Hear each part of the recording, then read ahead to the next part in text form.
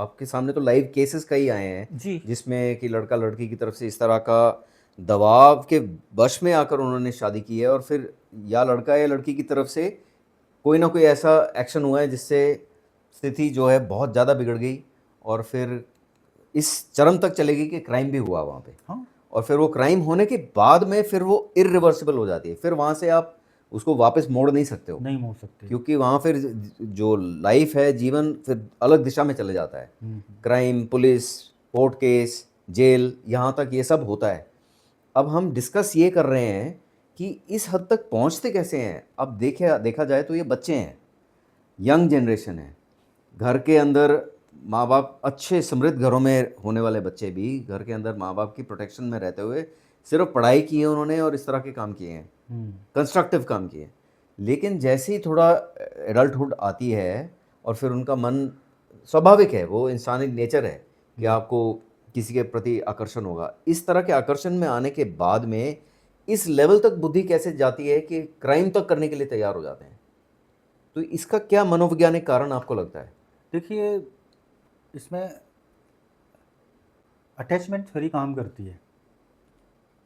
मानव मनोविज्ञान में अगर कोई टीनेजर किसी चीज़ से जुड़ता है तो वो इतना जुड़ जाता है, जैसे कि अगर वो लक्ष्य लेकर के चलता है कि उसको डॉक्टर बनना है, उसको जज बनना है, तो उसका दिमाग, उसका मनोविज्ञान उसी डायरेक्शन में काम करता है। उसमें वो रात भर पढ़ाई करता है, सारी मेहनत करता है।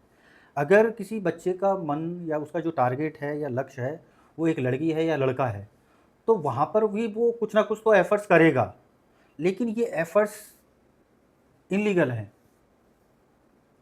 अगर एक लड़का है और वो एक किसी लड़की से शादी करना चाहता है, लेकिन उसके परिवार वाले उसको मना कर रहे हैं, समाज भी उसको इजाज़त नहीं देता, तो ये सारी चीज़ें उसको एक क्राइम करने पे मजबूर करती हैं, क्योंकि उसके पास इसकी कोई समाधान ही नहीं है।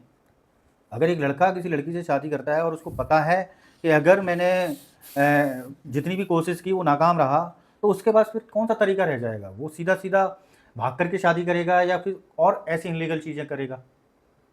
अगर दुर्भाग्य से वो शादी दबाव में हो जाती है, तो उसके बाद जो परिणाम होते हैं वो बहुत ज़्यादा ऐसे डरावने और भयानक होते हैं जो आज हम अखबारों में पढ़ रहे हैं। अखबारों में पढ़ रहे हैं। क्योंकि कहीं पे भी भावनात्मक रूप से जो अटैचमेंट बनता है, वो क्राइम पैदा करेगा ही करेगा।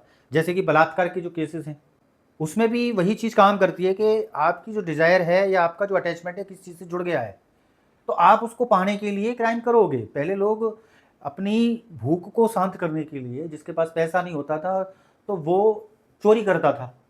ये एक अलग तरीके का क्राइम है।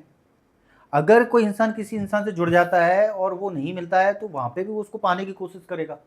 तो वहाँ पे 2 ही तरीके हैं, या तो उसने उसको शांतिपूर्ण तरीके से उसके माँ-बाप एग्री हों, दोनों परिवार एग्री हों।